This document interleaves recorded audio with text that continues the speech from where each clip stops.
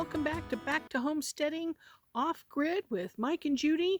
And we're here today back in the garden, and we are going to plant our peach tree.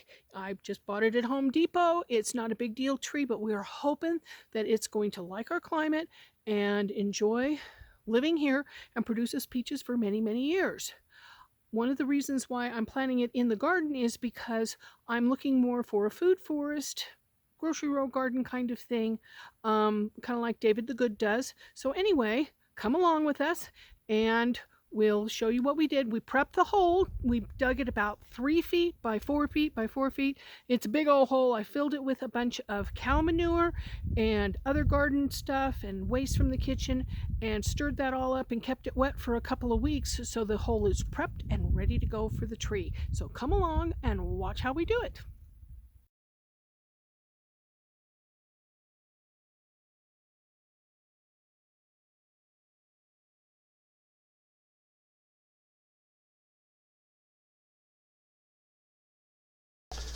On top of the manure and other gunk mix, we threw in some of that half-digested compost that I've been using all over the place. We put an amount of that in.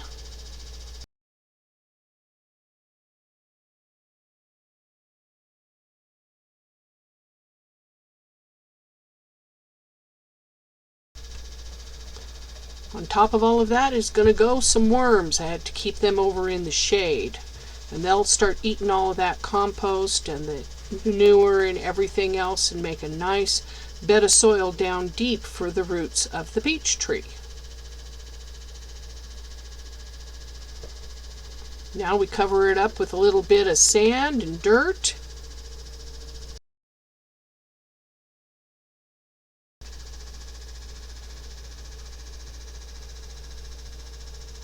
Now for the tree. These trees sometimes have a lot of root on them, sometimes they don't have a lot, very much at all. So we're having our first look at how much actual space these roots are going to need. And it looks like not very much.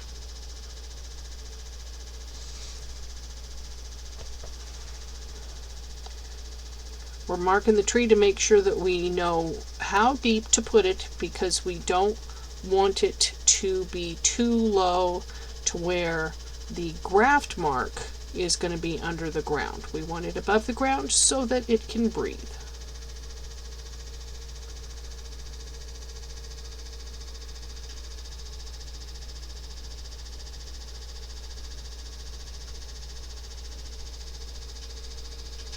Don't want a lot of air pockets underneath the roots, so we're going to firm it down a little bit.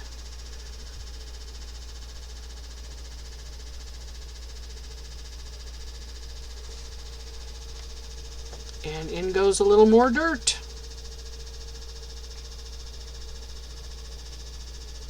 All of this dirt was stuff that I'd taken out of the bed. It was last year's soil. So it's got amendments and compost and other things like that in there.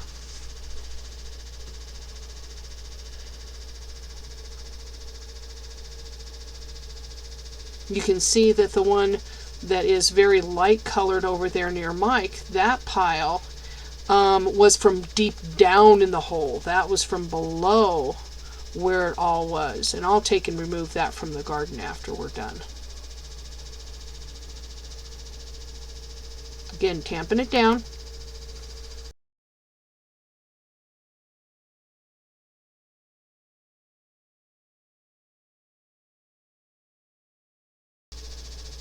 And we are planting the tree a little bit below where the raised bed levels are going to be because I want a nice hole there that the water's going to be able to channel into and collect right there so that the tree gets good deep watering. We'll just let that water soak in for a while. Again, that manure had been wetted down for the past couple of weeks, that bed at the very bottom, so there's been a lot of water dumped in this hole, so there's a lot of water available down deep once the roots get to it.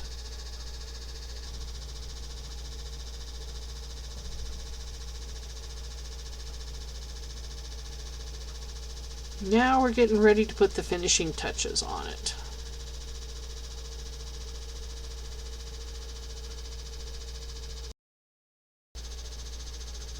There's our poles that we're going to use to put a fence around it, because we want to protect the young tree from any kind of rabbits or other things that are going to come along, and it's also going to help support it some.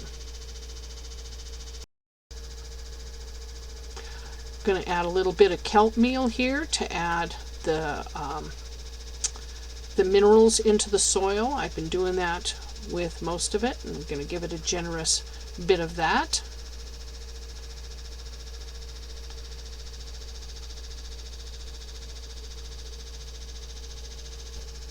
And I'm going to take off some of these lower branches. Just a little bit of pruning. The tree's not going to get hurt by this, but we don't want it to get a lot of odd branches on it. We want to be able to control where it's going to go, because we want it to stay smallish in the garden. It is a semi-dwarf tree, and I'm not sure that some of the taller branches are still alive. They might have been hit by the frost, but I think the tree will be just fine.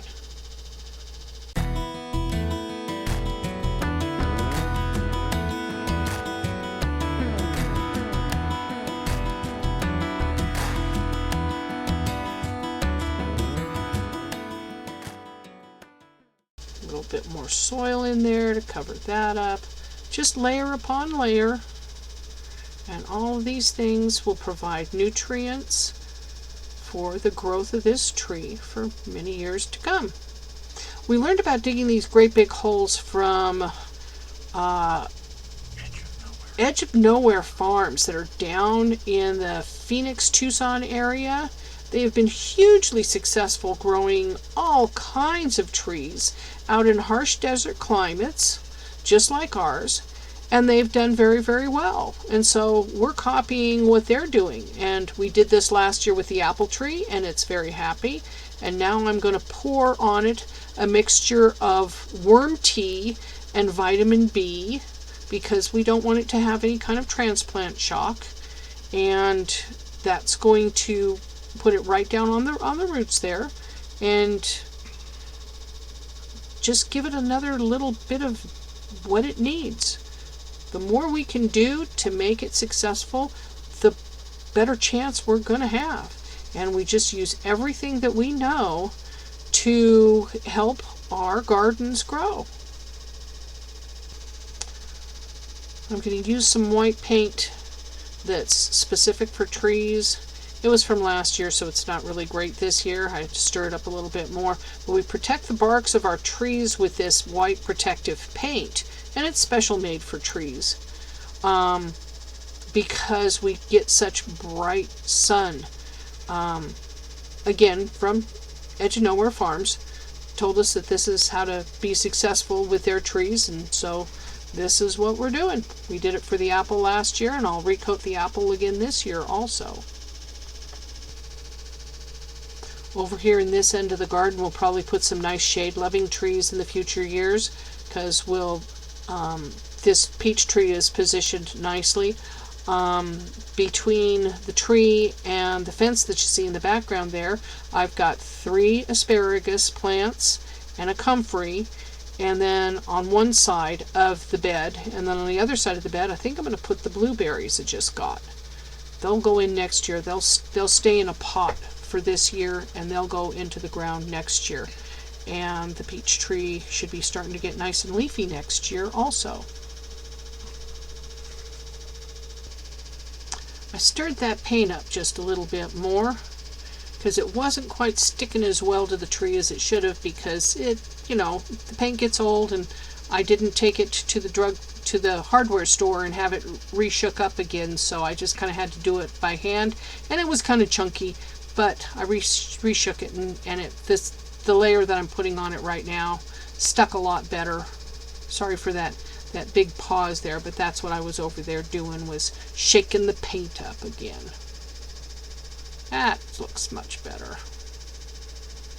Might make sure I don't miss any spots.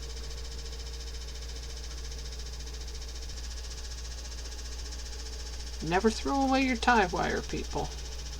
Even little pieces will always come in useful again. And that's what this is, just chicken wire and a little bit of tie wire that we've used over and over again for many different projects here in the garden.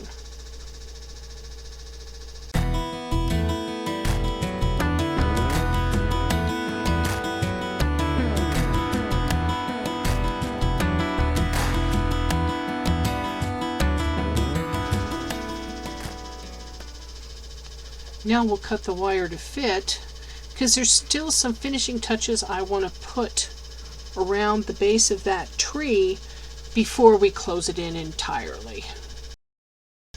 Also want to snug it down to the ground, discouraging anything from wanting to dig under. We haven't had a whole lot of problems in this garden here with rabbits or anything getting in.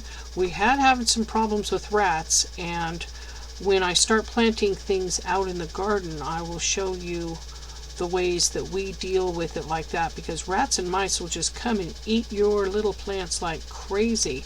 And we worry about the rabbits with this because we do have the rabbits around there. That's why the chicken wire. That's another reason why I'm pushing it down and getting it snug onto the ground before I put more stuff in it, because the bottom part of that wire is going to get buried. And all you young folks out there that don't have arthritic hands, be thankful. Trust me, this is not so easy for those of us that have to deal with that. But exercise and things like this help keep our hands limber, even though we have certain things that slow us down. We just keep plugging on. And that's probably the most important part about homesteading, is just one foot in front of the other. Just a little today and a little tomorrow, and it all adds up over time. You don't have to get into a hurry. You don't have to get into a rush. You just have to do a little bit every day. And that's what we do. And we've made quite a bit of progress here. Sometimes we look around, we don't think we've made any progress because there's still so much to be done. But then we have people come in and they haven't been here for a while, or they've never been here, and we've just met them, and they're just amazed at how much we've gotten done. Us a couple of fat old folks. But it's just because we do one thing at a time, and we just do a little bit every day. Maybe that's the secret to homesteading, is enjoying it rather than making it work. I'm going to start by putting down a layer of straw. It's fluffy, it's airy, it won't pack down too much, because we want to be able to have that tree trunk be able to get plenty of oxygen to the roots. So we're going to spread some nice straw around there.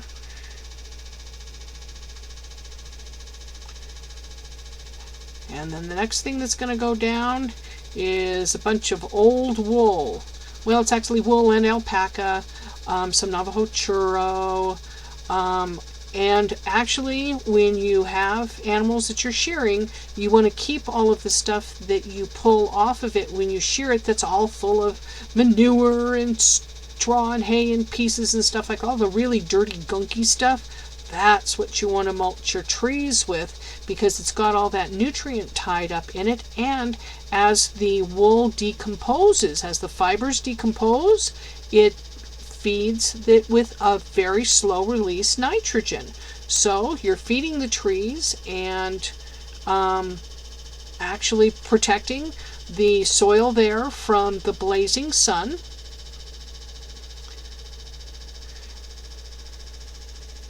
And the next thing we're going to put on there is my favorite, the mushroom compost. It's a little darker, but because we've got the fibers and the straw down, I don't have to worry about it getting too hot there around the tree. Plus, this tree will, by June, be living under the shade cloth that we're going to put up here. In probably mid to late May is when we'll put up the shade cloth. because that's when it gets really intense. But on goes the mushroom compost. Make sure that things are tucked away from that trunk so that the air can get to it. Yeah. There we go.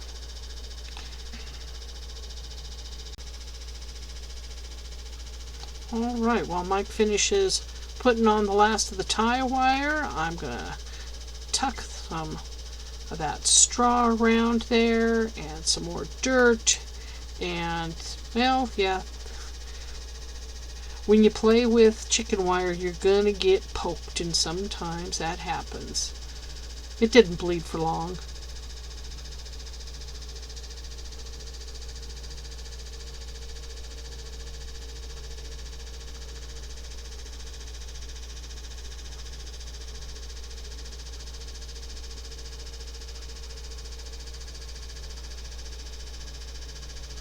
Getting down to some of that better soil that was down on the bottom of the dirt. Okay, the peach tree is now in the ground, and we are done out in the garden for the day.